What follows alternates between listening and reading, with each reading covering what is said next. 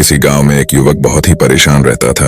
वो अपने जीवन में सफल आदमी बनना चाहता था, बहुत सारा पैसा कमाना चाहता था, जिसके लिए वह दिन रात काम करता, लेकिन फिर भी वो उतना पैसा वाला नहीं बन पाया जितना बनना चाहता था।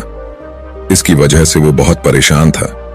फिर एक दिन पता चला कि उनके गांव में गौतम बुद्ध आए। युवक ने सोचा क्यों ना बुद्ध से पूछा जाए कि मैं अमीर और पैसे वाला कैसे बन सकता हूं। क्योंकि युवक ने किसी से सुना था कि गौतम बुद्ध के पास जीवन की हर एक समस्या का समाधान है, इसलिए वो भागते भागते बुद्ध के पास जा पहुंचा और उनके पैरों में गिरकर उन्हें अपनी बातें बताने लगा। दोस्तों, यदि हमारी कहानियां आपको पसंद आती हैं तो वीडियो को लाइक करके अनजान पथ चैनल को सब्सक्राइब करें और अपना सुझाव कमेंट बॉक्स में जरूर लिखें। यह हमारे लिए आपका आशीर्वाद होगा। वह युवक गौतम बुद्ध से कहने लगा, हे बुद्ध, कृपया मुझे बताएं कि मैं अमीर कैसे बन सकता हूं। मुझे जल्दी से जल्दी अमीर बनकर आराम की जिंदगी जीनी है। गौतम बुद्ध युवक की बात सुनकर मुस्कुराकर बोले, बेटा, अगर तुम सच में अमीर बनना चाहते हो तो मैं तुम्हें एक कहानी सुनाता हूं। उसमें तुम्हें 4 ऐसी बातें पता चलेंगी जिन्हें जानकर तुम आसानी से अमीर बन जाओगे। एक गांव में एक बहुत ही चतुर नाई रहा करता था और एक पंडित जी से उसकी गहरी मित्रता थी। दोनों पूरा दिन साथ साथ रहा करते थे। जजमानों के घरों से उनकी जीविका चलती थी। एक बार ऐसा समय आया कि काफी दिन बीत गए, पर किसी जजमान ने उन्हें नहीं बुलाया। अब तो उनकी आगे रोजी रोटी का संकट उत्पन्न हो गया। परिवार को कैसे पालें, ये समस्या बनी हुई थी। एक दिन नाई ने पंडित जी से कहा कि अपना धंधा तो चल नहीं रहा, क्यों ना प्रदेश चले। प्रदेश में कोई छोटा मोटा कार्य करके धन कमाएंगे। उसके बाद वो दोनों कुछ पैसे जो पहले से जमा करके रखे हुए थे, उनको लेकर वो दोनों प्रदेश की ओर जाने लगे। इसके साथ नाई ने अपने औजारों की पेटी रख ली, एक मोटी सी रस्सी, एक दही से भरी मटकी और एक ढोलक, और साथ में कुछ सिक्के लेकर चलने लगा। पंडित जी ने पूछा, नाई भाई, आप इतनी सारी चीजों को साथ लेकर क्यों व्यर्थ में भार उठा रहे हैं? दही तो चलो खाने के काम आ जाएगा, परंतु इस रस्सी और ढोलक का क्या करोगे? ये तो व्यर्थ में थकाएगी, इन्हें यही रहने दो। नाई कहने लगा, महाराज, कोई भी चीज व्यर्थ नहीं होती, बस उसको सही समय पर इस्तेमाल करना आना चाहिए।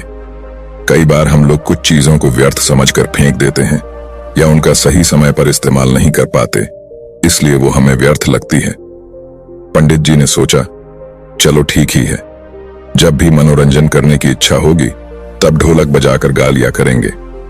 इस प्रकार नाई और पंडित शहर जाने लगे। चलते चलते रास्ते में उन्हें एक सूअर का बच्चा दिखाई दिया। नाई ने उस सूअर के बच्चे को भी अपने थैले में रख लिए। पंडित जी को फिर ऐतराज हुआ, कहने लगे, अरे नहीं मित्र, अब सूअर के बच्चे का क्या करोगे? खुद के खाने का तो इंतजाम नहीं है, इसे कहां से खिलाओगे? नाई बोला, कोई बात नहीं, मैं संभाल लूंगा, आप तो बस साथ चलिए। यदि कोई ग्राहक मिल गया तो उसे बेचकर पैसा बना लेंगे। इस प्रकार पंडित जी को समझाकर वो दोनों शहर के नजदीक पहुंच गए। शहर में पहुंचने पर उन्हें पता चला कि यहाँ का जो राजा है, उसके पुराने महल में रात को एक राक्षस आता है जो महल में रहने वाले लोगों को खा जाता है। अब तक हजारों लोगों को खा चुका है। राजा ने पूरे शहर में यह बता रखा था कि जो कोई उस महल में ठहरकर राक्षस को मार डालेगा या भगा देगा तो राजा उस बहादुर व्यक्ति के साथ अपनी बेटी का विवाह कर देगा, आधा राजपाट भी दे देगा। राजा की घोषणा सुनकर नाई ने पंडित जी से सलाह ली और बोला, महाराज, जीवन में अमीर बनने के अवसर 1-2 बार आते हैं। यदि किसी व्यक्ति ने उन्हें गंवा दिया तो वो कभी अमीर आदमी नहीं बन सकता। आज वही अवसर हमें आवाज देकर बुला रहा है। यदि हम राक्षस को मारने में या भगाने में सफल हो गए तो जीवन भर बैठकर राज करेंगे। नाई की बात सुनकर पंडित जी बोले, अरे मूर्ख, ये अवसर हमें बुला नहीं रहा है, बल्कि हमारी मौत हमें बुला रही है। यदि हम राज्य और राजकुमारी के लालच में आ गए तो राक्षस जरूर हमें खा जाएगा। अक्सर लालच के कारण ही व्यक्ति विपत्ति में फंस जाता है। जीभ के लालच में मछलियां कांटे में फंसती हैं, दाने के लोभ में पक्षी जाल में फंसता है। मौत और विपत्ति हमेशा लालच देकर ही जीवों को फंसाती है। जो बुद्धिमान व्यक्ति होते हैं वो इस तरह की लालच में कभी नहीं फंसते। कहीं मेहनत मजदूरी करके खा लेंगे, कम से कम जीवन तो सुरक्षित रहेगा। नाई कहने लगा, अरे महाराज, एक बात सुनो, नदी पार वही करते हैं जो उसमें तैरते हैं। डर कर किनारे पर रहने वाला व्यक्ति कभी नदी को पार नहीं कर सकता। साहसी व्यक्ति अमीर होने का सपना तो देख सकता है, पर अमीर नहीं बन सकता। अमीर बनने के लिए रिस्क तो उठाना ही होगा।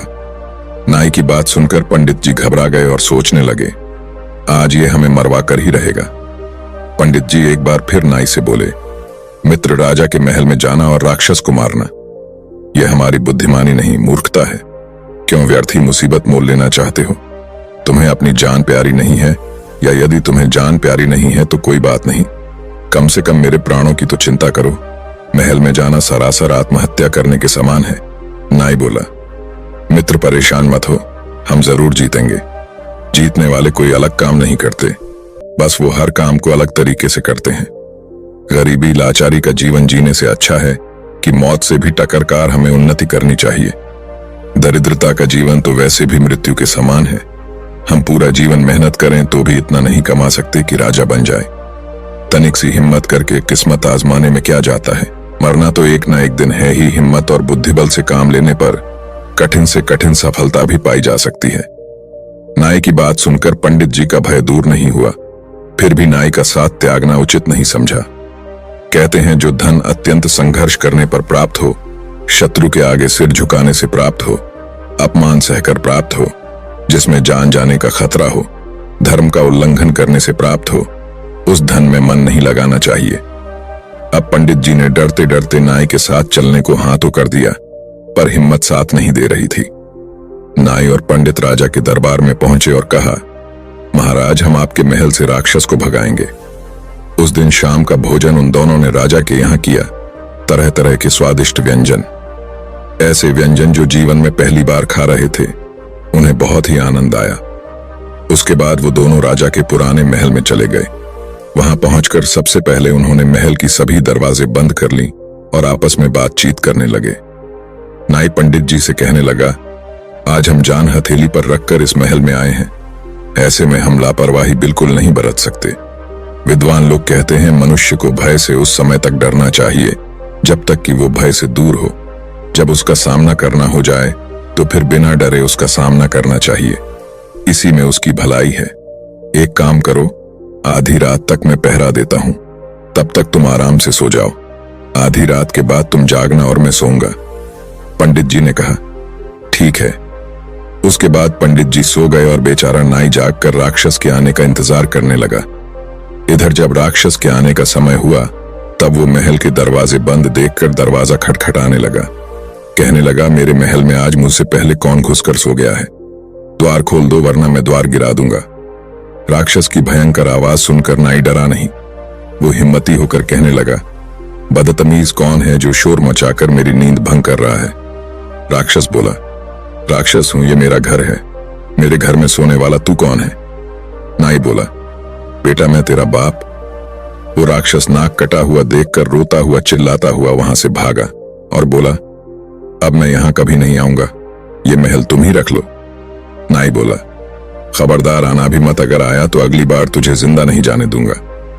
इस तरह सदा सदा के लिए वो राक्षस महल को त्याग कर चला गया। शर्त के अनुसार नाई आधे राज्य का मालिक बन गया और राजा की बेटी से उसका विवाह हो गया। उसने अपने मित्र पंडित को अपना मंत्री बना लिया। कहानी समाप्त करते हुए महात्मा बुद्ध ने कहा कि 4 बातों को सदैव ध्यान रखना। तू कभी गरीब नहीं रहेगा।